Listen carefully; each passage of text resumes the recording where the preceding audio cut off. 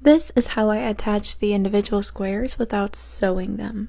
So I'm going to insert my hook into the bottom right, pull up a loop, chain 1, pull that chain tight to lock it in place.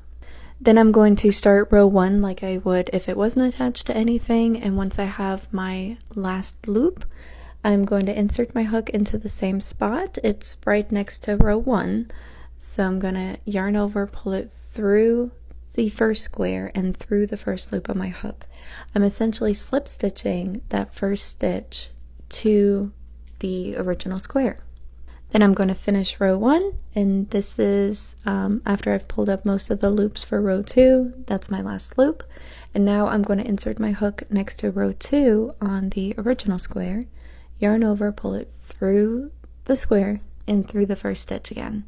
I'm going to repeat that for every single row, so each row is going to align with the previous row.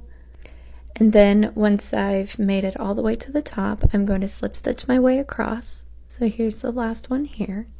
And then I'm going to slip stitch into the top of the first stitch here.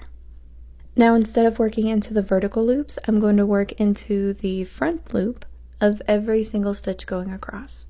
So you have the option of chaining 1 or just leaving your regular hook on there, but I'm going to pull up a loop using the front loop of every single stitch until I have a total of 10 loops on my hook.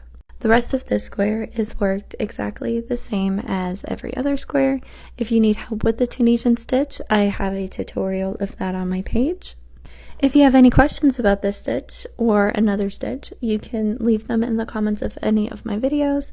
I'm fairly responsive when it comes to comments, I try to be, but yeah, I love making videos about crochet stuff. Have a good day!